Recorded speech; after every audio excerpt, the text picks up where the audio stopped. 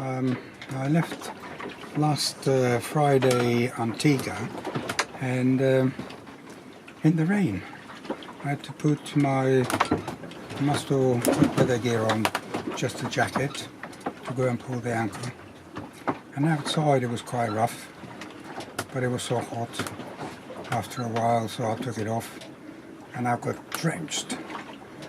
I couldn't make it straight out,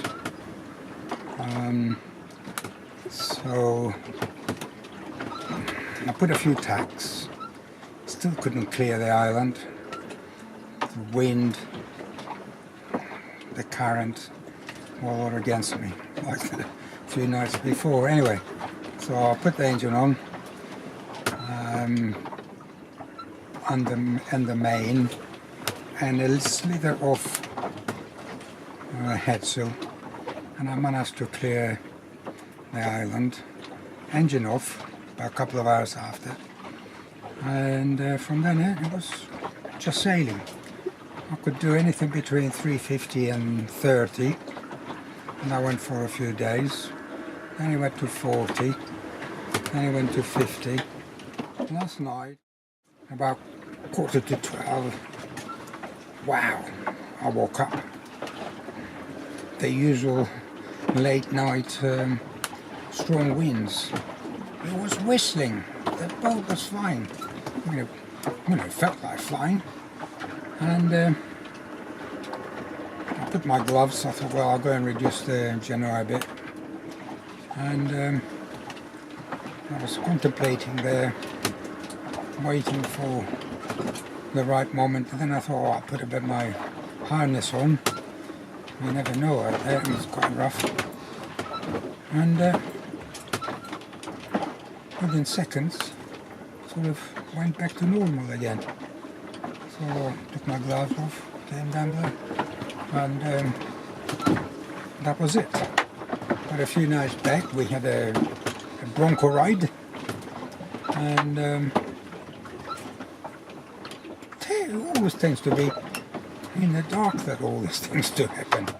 But yesterday I had one reef on the Genoa, and the reason being, if and when we sort of go into wind too much and we go into islands, I don't want the Genoa to touch the cross trees, so I make sure that the leech never gets anywhere near the cross trees, because that happened a lot of times in the very light winds south of the Canaries, and that's where the stitching was undone. Anyway, the weather is so far okay. I'm doing about 60. See, there is super cool there. I'm trying to go towards 80, which I let it go for a little while, but I free it a bit, and then I'll try to go in the 60 and get a bit more north into it.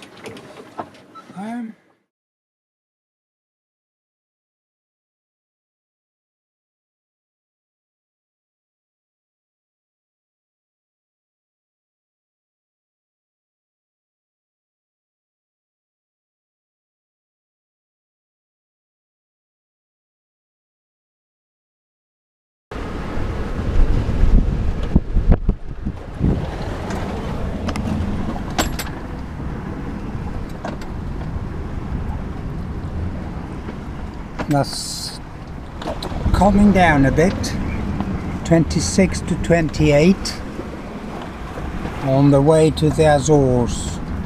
This one was the first gale we come across.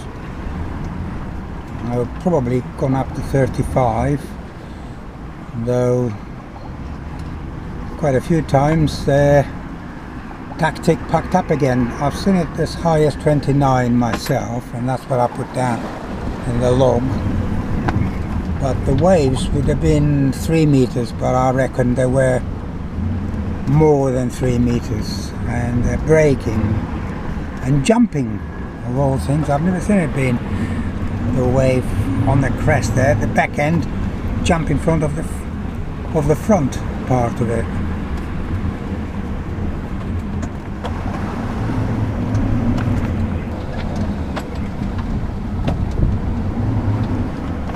Earlier on, actually, the the crests were flying.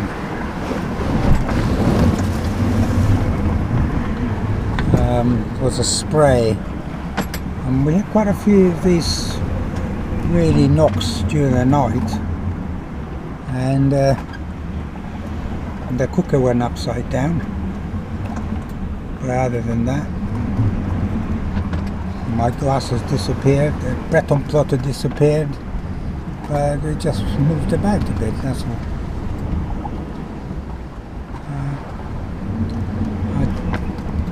I've been up and down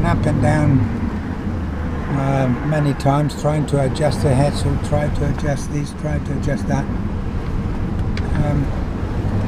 It just won't respond really to anything. Oh, and yeah.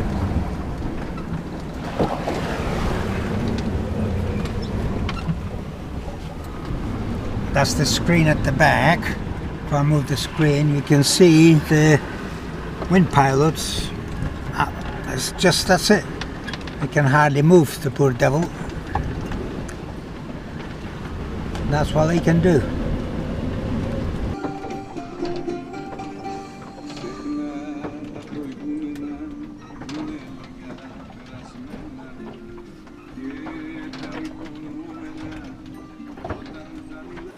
Then I had a bit of a toothache, really.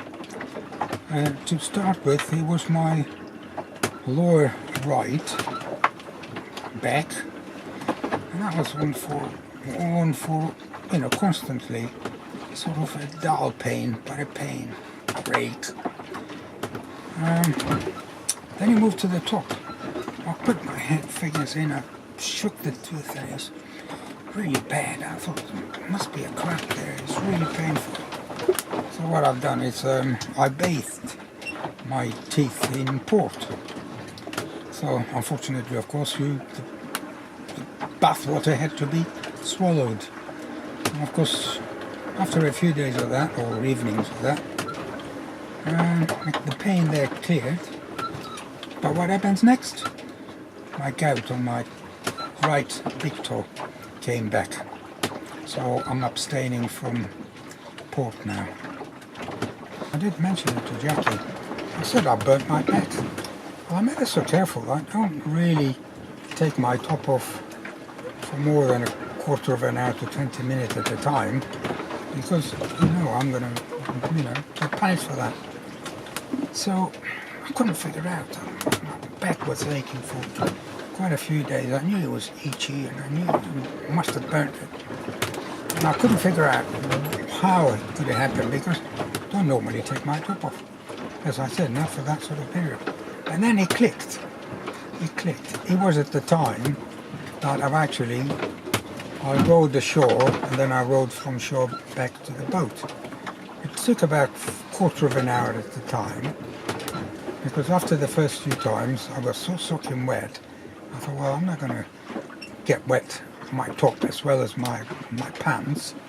So I put the top in the dry bag. So when I arrived ashore, I put the top on. And I know my pants were wet, but after a while they dried. I even carried a spare pair of pants to put on.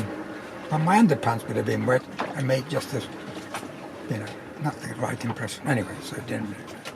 But the last day, on the way back, on Thursday, I came back.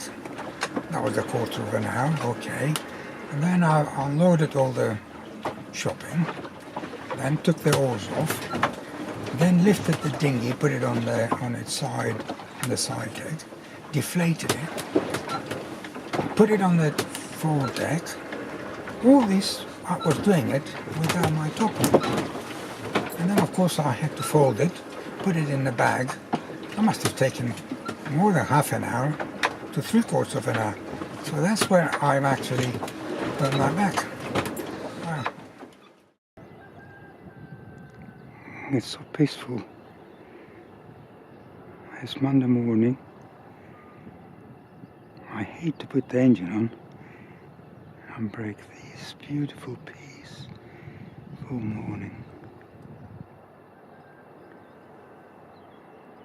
I'm at anchor. I came in earlier this morning, And there's the entrance to the marina. And there's the beach there. There's the lady up on the hill.